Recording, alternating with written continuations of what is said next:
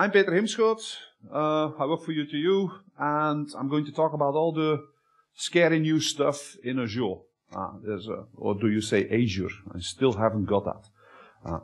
So what I want to talk about, first of all, is I want to give you an introduction of what is Azure for those people who haven't seen it yet. And then we're going to look at all the new things. So I'm going to try to make the introduction as short as possible. So what is Azure? What is the cloud? Well, the cloud is actually a whole bunch of servers all connected together, connected to the internet. And on top of that, there is some system running, some operating system running, and in Azure it's called a fabric, for handling all those machines. So Microsoft has several of these data centers filled up with servers, and you can run them. So what's in it for you? What's in it for you if you're maybe a manager? Well, first of all, with this system, you can just pay for what you use. Imagine you're a startup. You might need to make a heavy investment in a whole bunch of machines because your website might become very popular. Of course, this heavy investment, you don't want to do that. So what you can do is with Azure, you can just rent those machines and start deploying on one machine and then two and grow as you see fit. This also gives you the advantage that you can easily change how many machines you're using. If you want an extra machine or you need some less machines, because there's a peak, there's some kind of, you saw Yelper. Anybody see Yelper? No. It's a Twitter clone, built by a couple of people from Ghent. They were actually on the radio recently, Studio Brussels. So maybe this is going to go viral. Maybe this is going to become very popular, although they build it not for commercial purposes, they say themselves. Although I hope it's going to really pick off. But imagine it goes viral. So what they could then do is to just grow by just adding more and more machines. How much time does it take for you to add a new machine? Well, a lot of time. In the cloud, a couple of minutes. That's all. It also means you get better value for money because Microsoft, of course, buys machines by the thousands. And they're all of the same kind of stuff. They're all the same specs. If you buy thousands of machines, don't you get a nice discount? And if you buy electricity in bulk, don't you get a nice discount? So they can get that a lot cheaper. And this way we can, rent it cheaper too. By the way, I don't want to talk too much about money, because after me there's going to be a session all about reducing cost of building applications for the cloud. Because it's not just about taking your application, put it in the cloud, you can actually make the pricing quite different by optimizing certain things. And then finally, if you go to a new platform, typically you have to, train all your people into the new stuff. Azure actually allows you to use existing skills. So, for example, if you're an IT pro, what's in it for you? Azure will allow you to run your applications in a scalable and fault-tolerant way without you having to go through all the hassle of setting up machines and so on. All of that stuff is done for you. It's a lot easier to do deployment, it's a lot easier to manage. And it runs on what you know. Windows Server 2008 R2. And if you're a developer, well again, Azure is a platform that makes it easier to build highly scalable, highly fault-tolerant applications. And I can do that with whatever you already are using. If you're into .NET, of course, Azure makes .NET, it's out of the box, it's easier that way. But if you want to, you can use PHP. Recently, there was a new toolkit released for PHP. If you want to use Java, you can do that too. Anything. It's completely open. So it allows you, as a developer, to focus more on developing your solution instead of thinking, if you have highly distributed applications, you have to think about distributed storage, fault handling, those things. That will all be done for you again. So, what is in Azure? I could say that Azure has three major components. Windows Azure, SQL Azure, and then something called the App Fabric.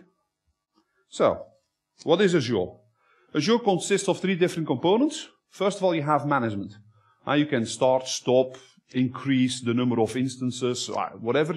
You can do that using a UI, or you can just do that using your own APIs. Well, sorry, APIs from Microsoft. These are all REST APIs. So anybody can use REST. It's a very simple way to talk to machines.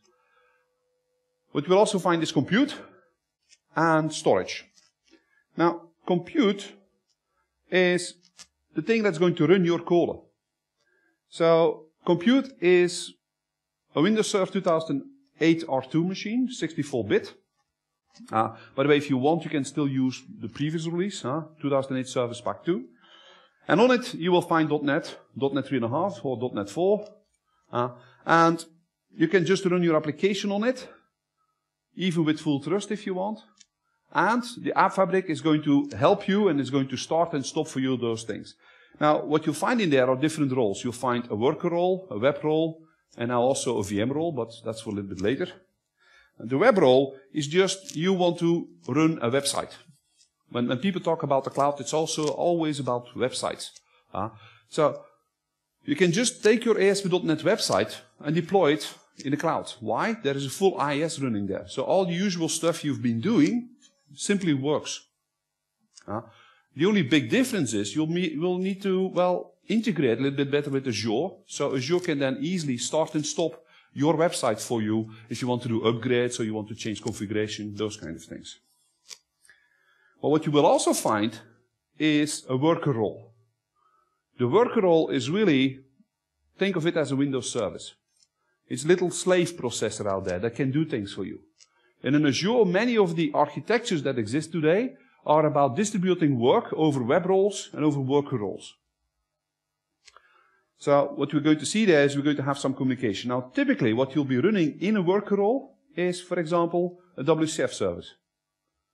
So if you want to go to the cloud, well, you need to learn a little bit about WCF.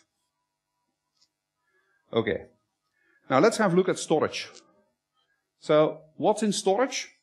Well, anytime you build a distributed application, you will have to think about distributing data. Because in Azure can always restart one of your machines. So you're not allowed to store any real persisted data on that machine. You can store things on the machine, you get that, but it's not guaranteed to survive. So what you want to do is you want to store things. So what we get is blobs. And blobs is a storage mechanism for huge things. You can store terabytes in there. By the way, Azure Storage, if you have an account, you get like 100 terabytes of storage if you want. And if you can afford it. You can also get tables. Tables is like entity storage. It's not a relational database. It's not a relational table. It is just a way to store your entities. You get drives. A drive is really a virtual disk, which is mounted as a blob. So automatically you get transparency there. But it makes it easy to migrate libraries you already have that just work with file systems. So instead of having to give them blobs, you can just give them files, and it will mimic everything as a drive. And finally, you get queues. Queuing is for worker web role communication, typically. So you have a web role, it receives something. You have a website, it receives an order. And then you want to check if the order is correct, if you have enough in stock, if the credit card is valid and so on. You just hand it off to a worker role. The worker role can do that later. It doesn't have to be done immediately. By the way, what I can also tell you here is storage automatically will create 3 copies of each piece of your data. Automatically distributed, automatically safe. You don't have to think of doing backups or things like that. So the queuing mechanism, as you can see there, is a way to make those things talk to one another. So, what we also get is something called the content delivery network. If you build a website and you want to show, well, think about YouTube, movies. It's a lot more interesting if your movies are very close to your user. So what you can do is you can enable that all your blobs and all your data kind of gets distributed over a lot of data centers. Azure currently has 6 Azure data centers, but there are a lot more content delivery network data centers, which just you have to think of them as a duplication of data. So when somebody wants to view a movie, your website will automatically be redirected to the nearest server to download that movie, or whatever it is, or big bulk data. Now, I want to make one other thing very clear here. you can just as easily use all of the storage and all of the CDN from within your local Windows application. All of this is available not just from within, it is the cloud, so anybody can use that. And later I'm going to show you that you could, for example, use it for your Windows phone to store stuff you want to keep. You don't want to keep it on the Windows phone itself, you want to store it. Well, you can quite easily do that with blob storage, for example. Next part. When Microsoft released Azure, there was no SQL database. And they got a lot of feedback saying, yeah, but we want to have relational storage. So what Microsoft did is just they took SQL Server and put it in the cloud. So SQL Azure is really SQL Server running in the cloud. And if I want to talk to that, I can just use, for example, SQL Management Studio. And here, this is my SQL Azure database running in the cloud. And I can just use usual tools. There are some limits, of course. Not everything from SQL Server already works in the cloud, but they're heavily working on that. So that's SQL Azure. And then we have the App Fabric. And again, the App Fabric, you can think of it as two different parts. First of all, we have the service bus. The service bus is about exposing local services on the internet. If you want to do that, you have to solve a whole bunch of nasty problems. Firewalls, NAT, those kind of things, dynamic IP addresses. How do you solve that? So the people at Microsoft said, okay, we're going to do that. We're going to solve that once and for all. And what you do is, you just have a service, for example, and if you use WCF, this becomes really easy. You just take a binding, a specific binding for the service bus, and that binding will talk automatically to the cloud, and it is going to tell the cloud where the service really is, and it's going to take care of all the nasty little things. Now the service bus then is going to expose a public URI. And then anybody who wants to talk to your service, you just give them that public URI, and that public URI is constant. It's something you can choose yourself. So when they then go to that public URI, what's going to happen is the service bus is going to redirect it.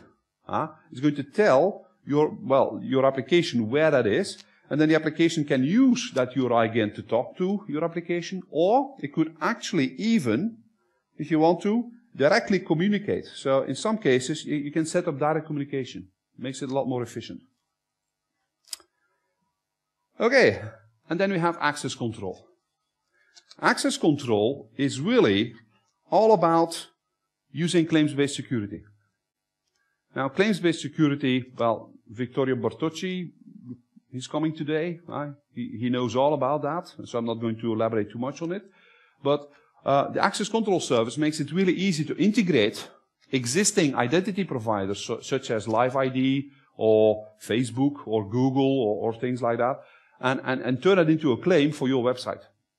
So this way you can actually delegate the identity, who is this person, by using another mechanism. And what they also did is they worked very hard on creating a standard for using claims-based security with REST. If you have SOAP services, you can always have the claims hidden in the SOAP header. But with REST, you can't do that. So what you will find there is things like wrap tokens to enable claims-based security with REST services. Again, not going to go too deep into that. So, let's focus again on development. If you're a developer, you can just take all the skills you've done before and just use them. If you've built things with ASP.NET or WCF or Silverlight, you can use that.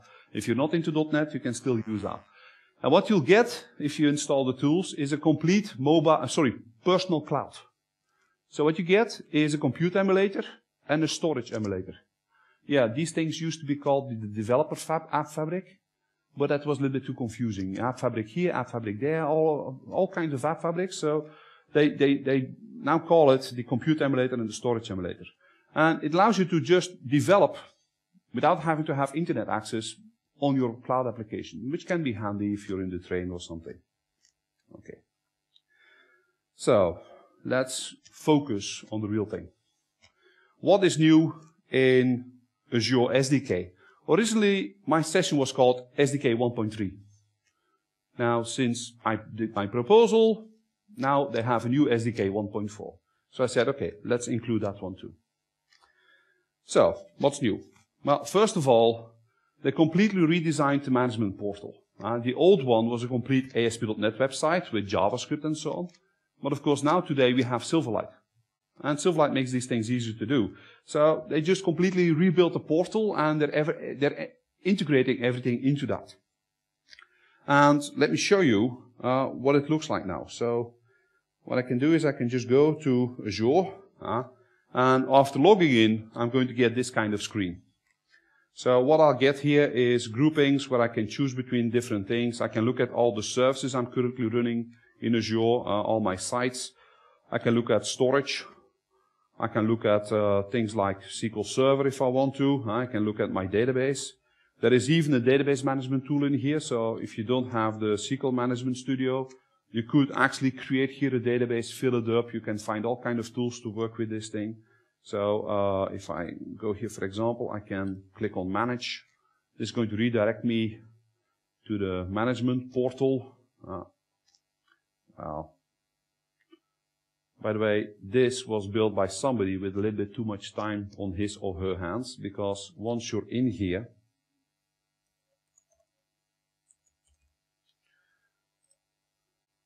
you get this kind of cube-like experience. See? So somebody had a bit of too much time on their hands, I think. Okay. So, if I go back to the management portal, you can look at reporting. Reporting currently is in CTP, so if you want to try these things, you will have to actually ask for a coder to be able to access it. You get access to the service bus. Previously, you would actually have to use another website to get access to the service bus, and here you can do things like access control and, well, just work with the service bus. Okay, so all of these things quite easily reachable here, and in here I can then, for example, start and stop my services. I can do a VIP swap. I can change the operating system here. So one of the things they also make quite easy, if you're running this, you can then choose which operating system you want to run on. I'm not even going to attempt changing this, because, of course, if I do that, it's going to completely stop and start my whole thing, and then you're away for 15 minutes. Okay. So, new management portal. That was the wrong key to press. Now, I just showed you the web role and the worker role. Microsoft introduced also something new called the VM role. And this is basically, you have an existing system, and you want to port it in the cloud. Now, what they allow you to do is to build your own virtual machine. In the cloud, it just runs virtual machines. And normally, Microsoft builds those for you. What we can do is you can build your own virtual machine. And you just need to build a VHD, a virtual disk, containing Windows Server 2008 R2. You install anything you want on it additionally, anything you need. And then you also need to install the Azure integration components. Why? Well, again, then Azure can talk to your machine, stop and start it, and do all kinds of things to it. And then when you're ready with that, you just sysprep it and you upload it into Azure. And then you can start your own machine with your own VHD. Is that easy? Okay. What else? Well, in the first Azure edition, they were using something called a hosted web call, which is like IIS, but it's not through IIS. Now, with Azure 1.3, we get full IIS running in the cloud. And this means you can do all kinds of nice new things now. For example, you can actually have multiple sites running in a single web role. So imagine you have a couple of small websites. You still want to use Azure. Well, instead of having to have an additional web role for each website, which costs more money, you can just now build everything and put it into one web role. And let me show you how easy that is. So what I'm going to do, just going to start a new Visual Studio. By the way, this is a great moment to show you how development works with Visual Studio now. It integrates quite nicely with 2010. So I'm going to create a new project. I'm going to create an Azure project. And yeah, let's just keep it, and let's call that multi-websites. Okay. Okay, that's multi-websites too again. Shall teach me not clean up my disk. So, what I can now do is I can select different web roles. I can select a web role. I can have an MVC2 web role that's supported out of the box, by the way. I can have a worker role. I can use a CGI web role for PHP or something. And yeah, what I've also done is I've installed MVC3 templates, but this is a manual hack, so you probably won't have that. So what I'm going to do is I'm just going to build a little website here, and I'm going to call this one the first one. No, I'm going to call it dummy. I want to show you. So when I do that, I'm just going to get the usual Azure project containing a website and my Azure project.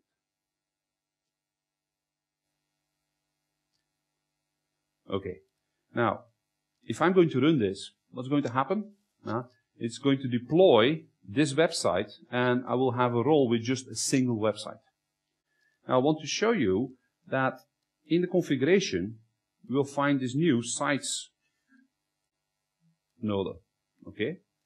So if I want to have multiple sites, I can actually copy-paste this kind of thing. So let's already do that. And let's add a couple of more sites. I'm going to call this one the first one. And then, of course, the second one.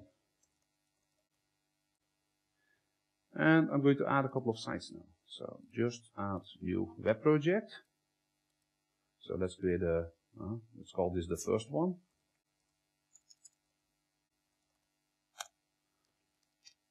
And I'm just going to leave it, except the first one.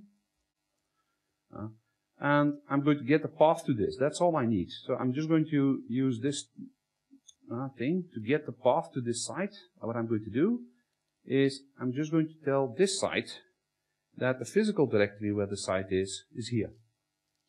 Now, what does this mean? It simply means that when this project gets deployed into the cloud, it needs to get this directory and use that to create the first website. So this is local directory, but in the cloud it's going to look completely different.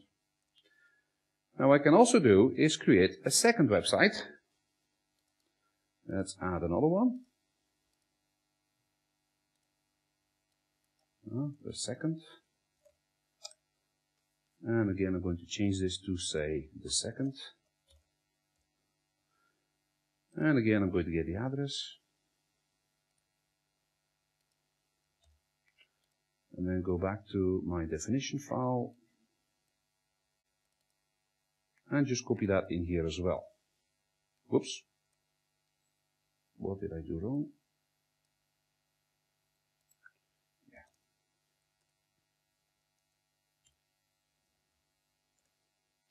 Okay. Now, will this work? Well, two websites all at the same address won't work, of course. So what I also need to do is I need to tell it a little bit more. So what I'm going to do is I'm going to tell it here that I'm going to use an additional host header to tell it that this is another website. And I'm using one of the popular ones from Microsoft. So if I'm going to run this, what will happen? It's going to create for me two websites. One which I'll be able to reach using the normal address, and the other one which I'll be able to use to reach using Contoso. Let's try this. I'm going to build the whole thing. And then first, I'm going to try to run it locally.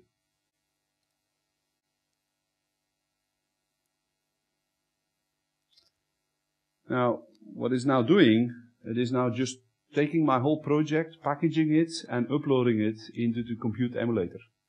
So this takes a little while. While this is starting, I can just as easily go and open up IIS. Why? The compute emulator actually just uses your local IIS to do all the emulation. Since in the cloud there is IIS running, you can use IIS locally to do the same thing.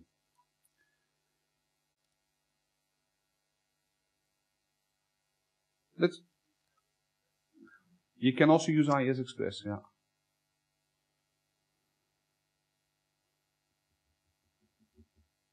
Come on.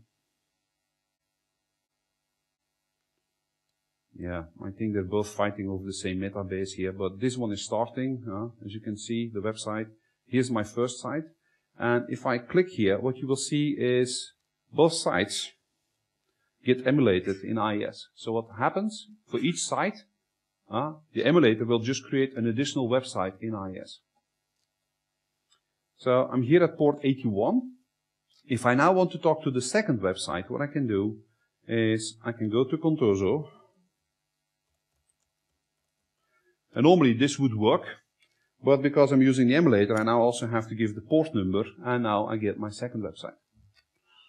Now, if I upload this into the cloud, I can do exactly the same thing. So what I've done here is I have a site, this one, and there are 3 sites now. If I look at this, what you'll find is the first website, and then I can use another address to go to the other one, which is called peter.be. By the way, if you really use this URI, you're going to end up on some artist's website. Okay? But this one allows me to use, I can easily test my second website. How do you test this, by the way? A little tip here. You just go into your hosts, and in host you can then tell it which address to delegate to. Now, if you want to test it locally, like my Contoso, I can just use the local address. And if I want to use this on the cloud, what I do is you just ping the cloud address, it gives you an IP address, and then you just update this to point to that IP address. And this way you can easily test it. Of course, in real life, the next step would now be is to go to your DNS provider and change the CNAME, create a CNAME record to redirect your website to the cloud website, to the cloud address. But as you can see, it's really easy to do this. Okay.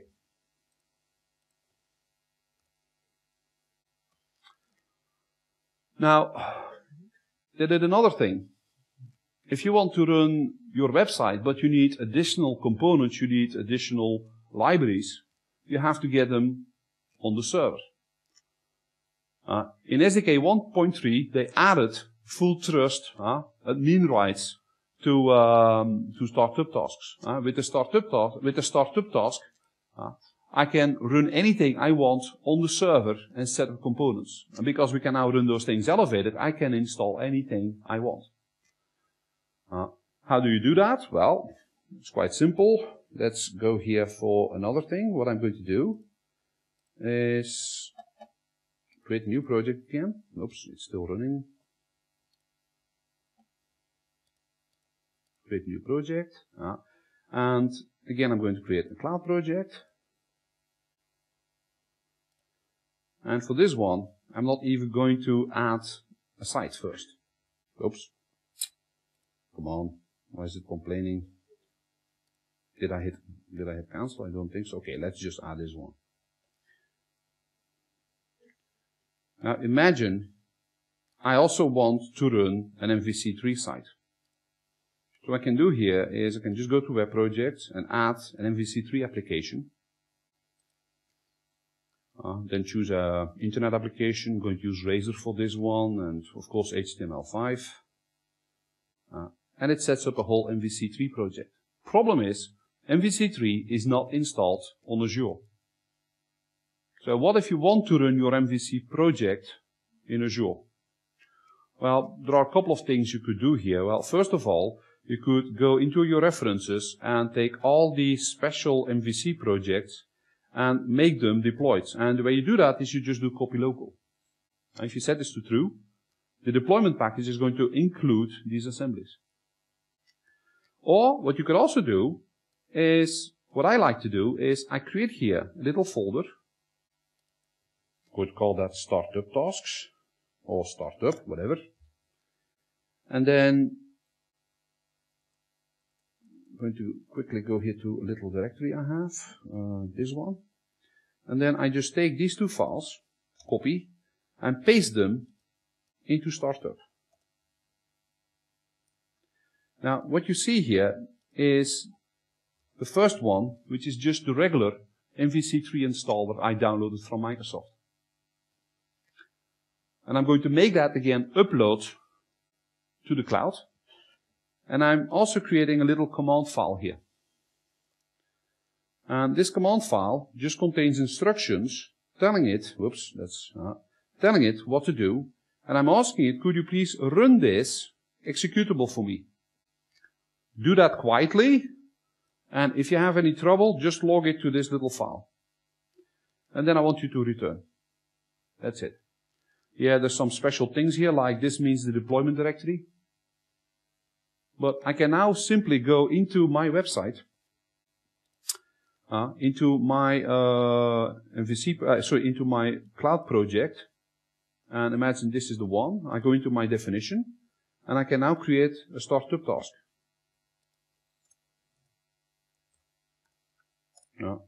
So in here I can have a task. What I need to do is I need to give it a couple of things. I need to give it the command line, and I'm going to call that one startup / install mvc.command. And I can then ask it to use maybe elevated security, so I can run it with complete privileges. And I can then choose how I want to run it. And typically what you want to try here is to use simple. This means it is going to run the installer, and it's just going to continue when the installer has finished. If you want to, you can also tell it, start that in the background, and then do the rest while you're at it. You can actually have multiple startup things done if you want in parallel. Okay. So, if I'm going to deploy this now, what you'll see, I'm not going to live deploy this, but what you'll see is everything's just going to be uploaded, and it's just going to take a little bit longer for this to start running in the cloud. And again, I have a little site here which does that exactly. So here I have an MVC3 site, and if I go to this URI, it should show me an MVC3 site. Now, you don't want to see me deploying this. It takes like 15-20 minutes. And now the cloud needs to wake up, and then next time. I'm just running here ASP.NET MVC3. You have to take my word for this one. Okay.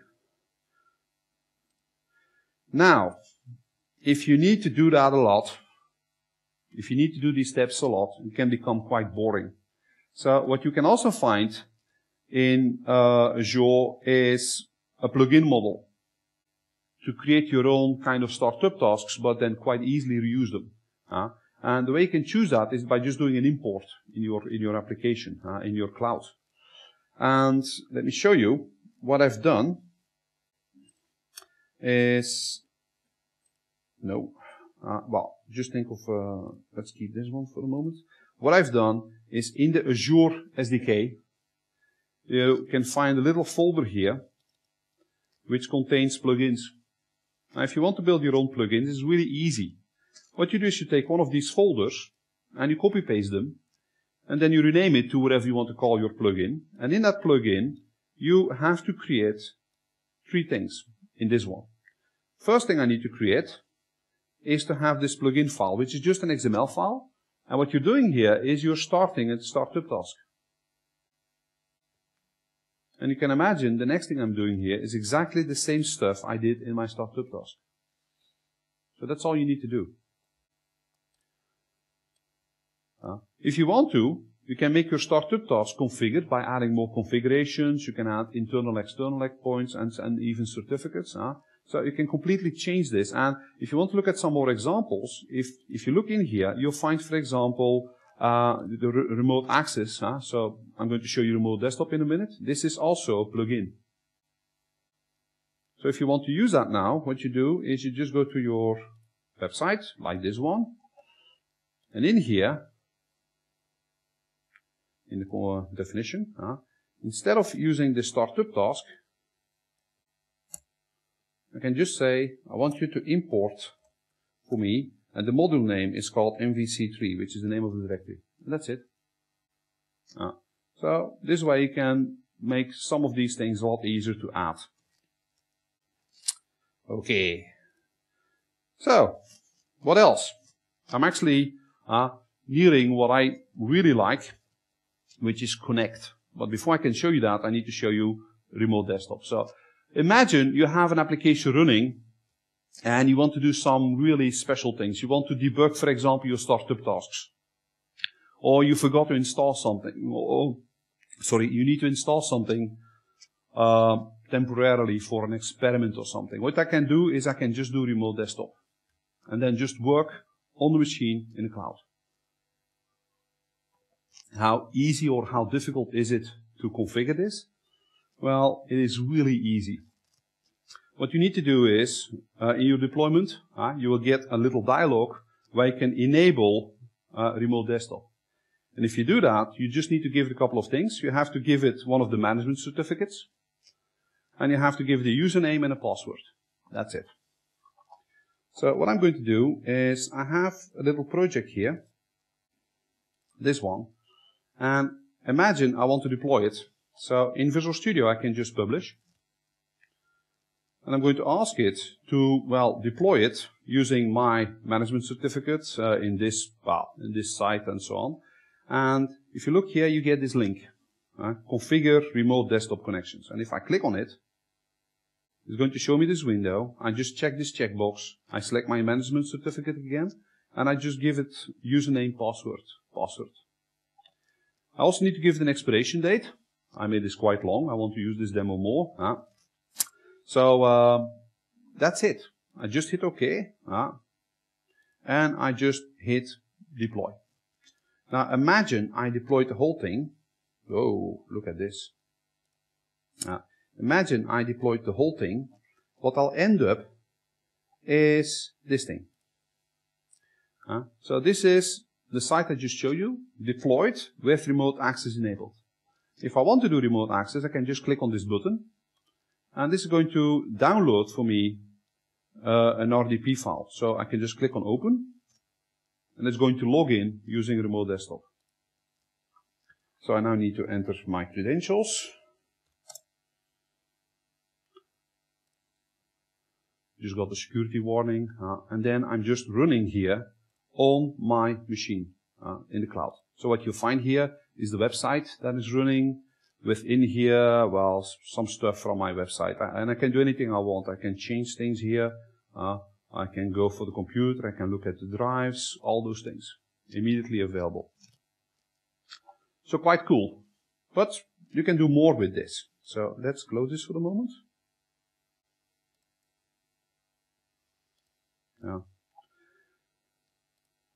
What I can also do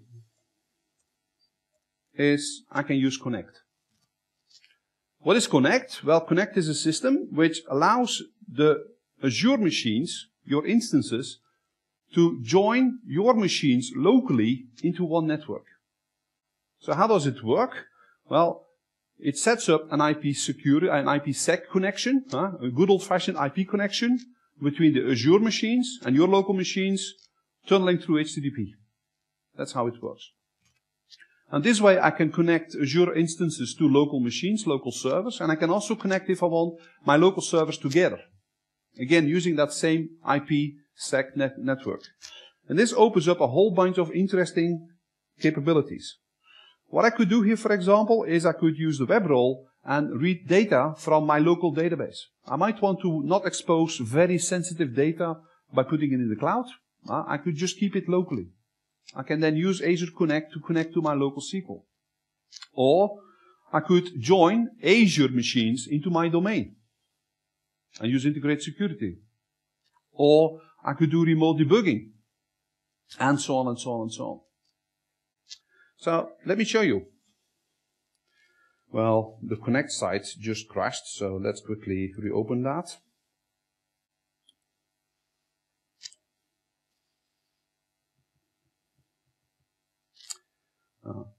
And just want to show you a little thing. This is a site which has a little connection string here.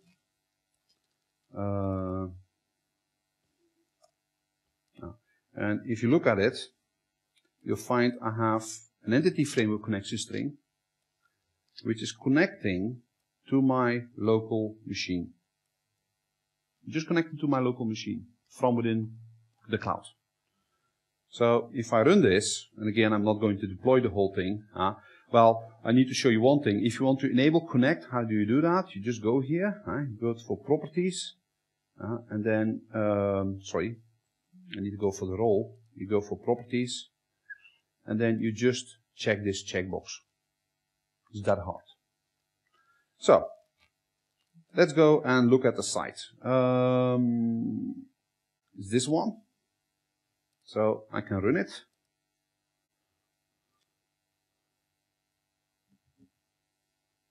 With a little bit of luck, this is going to work the first time. Sometimes when it's gone dormant, you get a kind of timeout, and then I need to retry one more time. So I think I'm going to have the timeout now. Well, what this thing is now doing is actually accessing data from on my little machine here. So come on. Cool, works instantly. So this is an application running in the cloud, talking to my machine over Connect. Now, this can be quite cool if you integrate this also together with remote desktop. So one of the things I can do here is I can just access my local machine. I can just ping my local machine, and I could now, for example, use a shared folder. So one of the things I like to do is I have a little shared folder on my machine. Like this. I have some files in there.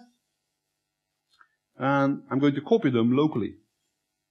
Now, I've already done that again to make the demo a little bit faster. But what I did here is I just copied the debugger from Visual Studio. So I'm going to start it. So now the remote debugger is running in the cloud. And I can close this thing. I can go back for Visual Studio. And then go here, attach to process.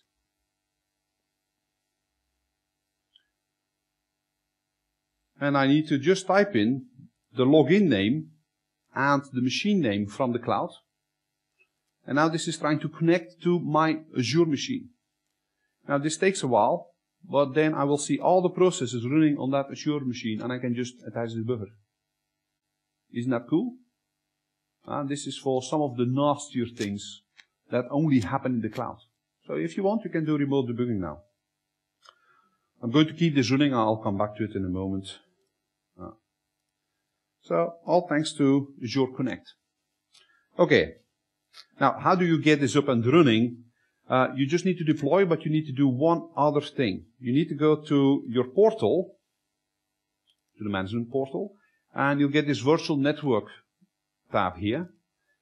And this one allows you to set up groups and roles. What's a role? Well, it's a web role or a work role. That's one part of the Connect. And then you can create a group, and in the group you can just add all your machines.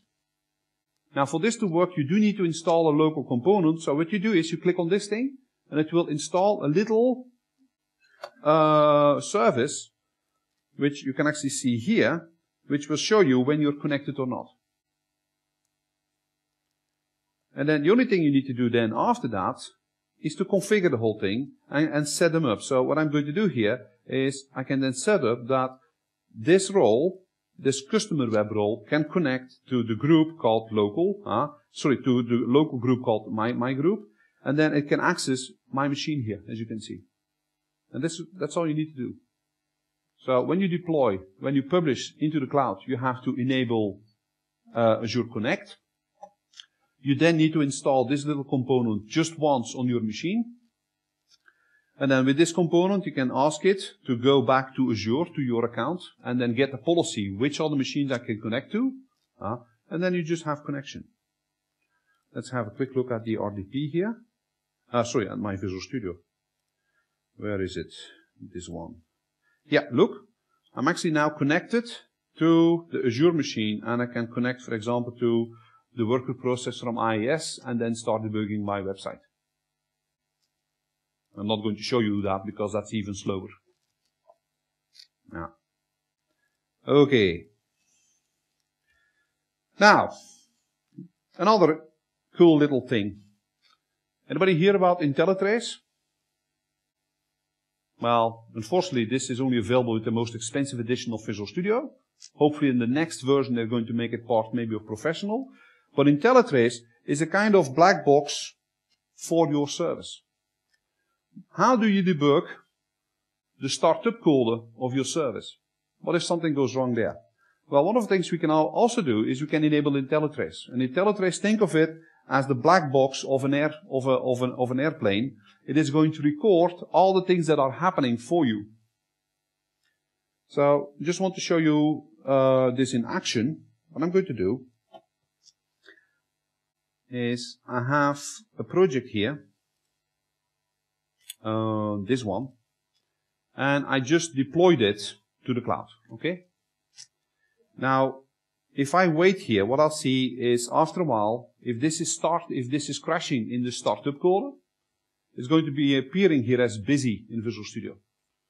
So I didn't talk about this, but in Visual Studio, in the Server Explorer, you can connect to compute, and then can look at all the things you're deploying and see what their health is. Now, if this is busy, and it keeps on busy, it means that there's a problem in startup. So what I can do now is I can download the IntelliTrace log.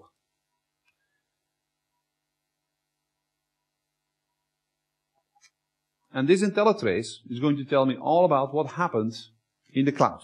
So I can actually debug, and it's also called historical debugging, because this will allow me to step back into time. So what I get is this iTrace file.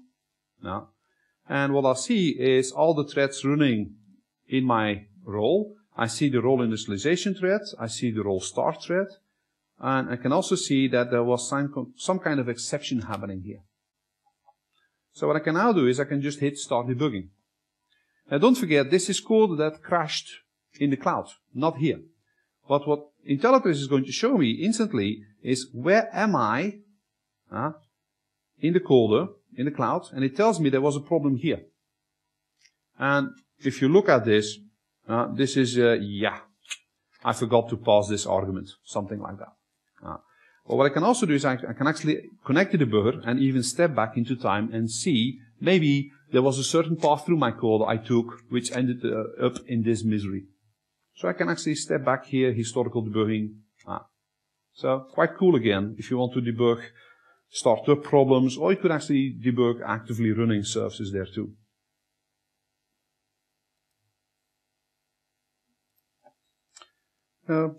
That's IntelliTrace. Okay, what we also get is reporting. This is again fairly fresh from CTP. And what it allows you to do is to just run reports in the cloud. You have a SQL Azure database running in the cloud. You might want to draw reports on that, or you might want to draw reports from a local database. With this thing, I can just build a reporting service, just create a reporting services report, deploy it in the cloud, and then just publish it in the cloud and keep it running in the cloud. It's fairly easy. What I did here is I created a simple report using any kind of report builder you like. So what I'm doing here is I'm using the old one, and I get this RDL file. And I can test it locally and see if it works, and just do the usual stuff in building a report. Now, the next thing I need to do is I will need to publish this report. And the big difference is I will need to publish it to reporting services. Now, where can I find that? Again, on the portal, if I go to reporting services, it's going to tell me that I have an account here, this account, and that I'll need to publish my report to this URI. And that's what I'm doing in my report builder. So I can now simply click publish, and it's going to upload to this URI, which I just showed you. Once that is done, I can just run the report. So again, what I did is I built a simple site. And on the site, I'm using the report viewer control from ASP.NET. I'm just showing the report. Come on. And so if I go here, I should see my report running now in the cloud. So for a developer, if you're familiar with building reporting services reports, this is really easy. You just change the address where it needs to be deployed to, and you just change the reporting view, the report viewer in ASP.NET to point to the cloud instead of to your usual source. So I can just run any report here quite easily in the cloud again. Okay. So, what we also find now is the Windows Phone Toolkit. And it allows you to just make the Windows Phone and the cloud work together quite nicely. Like I said, a phone is available everywhere. The cloud is also available everywhere. So it's kind of a match made in heaven. And what this toolkit does, it gives you all the necessary APIs in C# or VB to store your stuff in the cloud. Blob store, table store, those kind of things. So what I can do with this is I can just create a new project. And if you install this toolkit, what you're going to get is this thing. So what this thing is going to create for me is a new cloud application and a Windows Phone application. And it's going to ask me, hey, where is your storage? Well, I'm going to use the local storage. I'm going to use the storage emulator. And then I'll get a very easy way for building Windows Phone applications and store my data in the cloud. You get a nice sample, so you can run this instantly. So what I'm going to try to do is I'm just going to run it. So the whole thing gets packaged now, and I will have to be a little bit patient.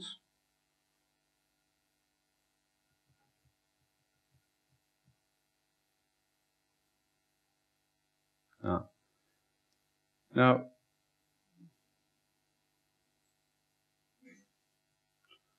so I just created a new project, hit run after using the emulator. And I already have a rather functioning application.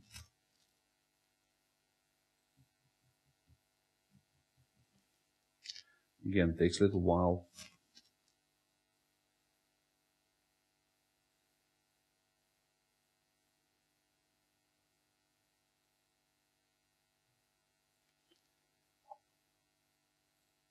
So, what I'm going to get is two things. Yeah, this is normal, by the way.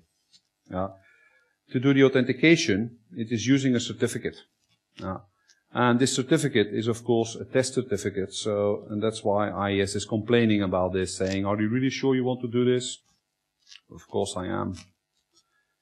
So this is going to bring me to a site, and this site is used for this application to make it easy to talk to table storage and so on. So if I go here, if I start this application, I can now log on, for example. Yeah, and this is really secure. So if I type in my password here, you can quite easily see what I'm typing. And then I can just run the application. And the sample that you can build this way is going to contain access to all your tables. You can have access here to sample data. So I put some courses in here. And I get access to blobs. And if I want to, I can list all the blobs I have here. And for fun, I just put some pictures in here of me at work. So this is me at work. As you can see, of course, after work, nice hotel. Okay, those kind of things. So it makes it really easy. I customized this little application in a couple of minutes and already had something quite nice. Okay. Which brings me to the latest of the latest stuff in Azure. And to be honest, last week something happened. Amazon lost one of its data centers. A full data center was lost. How that was caused, I don't know, but websites like Foursquare went down because of that. Now, how would you solve something like this? People were saying, yeah, see the cloud, Actually, it is always possible that one data center crashes, but if you have 10, the chance of every data center crashing at the same time is very small. Okay, that would probably be caused by a meteorite hitting the Earth, and then we will be dead anyway. So nobody's going to be there to check if your site is still up. Now, to solve that, by coincidence, 2 weeks ago, Microsoft released the Azure Traffic Manager. And it's a mechanism that allows you to distribute your traffic over many different hosted services. So if you want to protect yourself from the outage of one data center, what you do is you just distribute your site or your service over multiple data centers. And then the traffic manager can then choose for you which data center you want to use. So how does it work? A user wants to visit your website.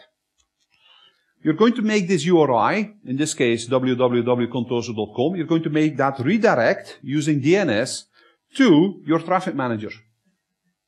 This traffic manager is then going to figure out where to go to, and it's going to use for that load balancing methods.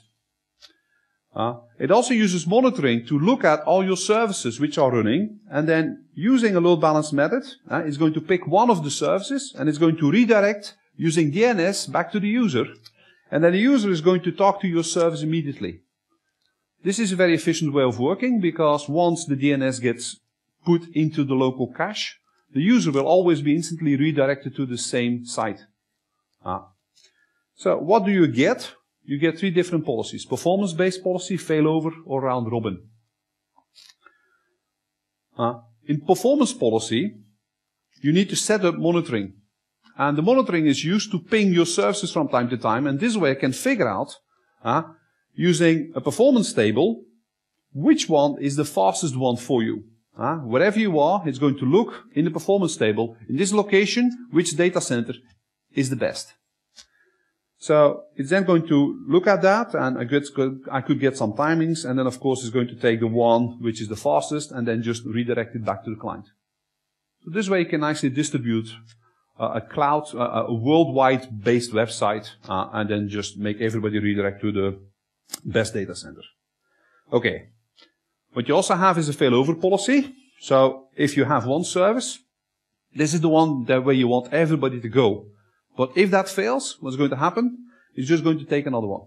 So if this one suddenly fails, it just goes to the next one, and the next one, and the next one. And then, of course, you have round-robin policy. And then you just create your services, and then you're going to be redirected one after the other, one in a nice round-robin fashion. This way you can also distribute traffic. So, the cloud. I think it's an exciting opportunity. So I think we'll need to all prepare for the cloud. One day we're going to see it. It's just a better way of deploying your sites too. If you want to try that, it's fairly easy to try to do a couple of things with Azure completely free. What you want to do is you want to visit this site, Windows Azure Pass, and there you can get a free 30-day pass for Azure. Normally what happens is if you get one of these free things, you still have to give your credit card. If you go over, if you use too much, you still have to pay. This one not. Okay, so you get a full 30 days to try things. And what you'll need to do is you will need to enter a promo code. And you want to take this promo code. If it doesn't work, I have a couple of others too. So just send me an email. So this is probably the easiest way to get started. If you're an MSDN subscriber, it's actually better, because if you're an MSDN subscriber, you get that out of the box. And here, depending on your MSDN subscription, you get a lot of stuff. So if you have like the ultimate one, you get like 30 gigabyte of storage, 5 gigabyte SQL database, all those things, and you don't have to do squat. So, if you want to start developing for it, here's some more URIs where you can find more information. You can find the tools, the SDK tools, the Windows, the Windows Phone SDK, you have to download that from Codeplex. So if you want to also keep better up to date, you probably saw that one. You can use the MSDN gadget to look at what's happening with MSDN, which are the current events and so on. So, if you want to look at this session later, again, you will be able to do that on channel 9. And if there are any questions, I'll be happy to try to answer them, and I'll be at the YouTube booth for the rest of the day. So, questions? Yes?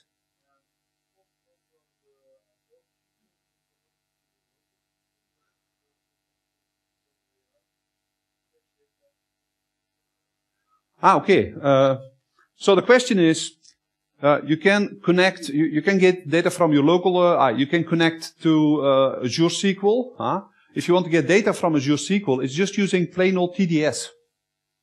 So to get data out of SQL Azure is the same thing as getting data out of a local SQL. So whatever you're using, if it can talk TDS, it can talk to SQL Azure. Does that answer your question? If you want to build something on SQL Azure, it's just the same steps you do. The only big difference is the connection string. That's all. It's the only difference. Any other questions? Then I'm going to wish you a nice coffee break. Don't forget the session after here is going to be all about pricing. So it's also for developers, by the way, because I'm going to teach you how to make sure that the price doesn't get out of bounds. Okay, thank you.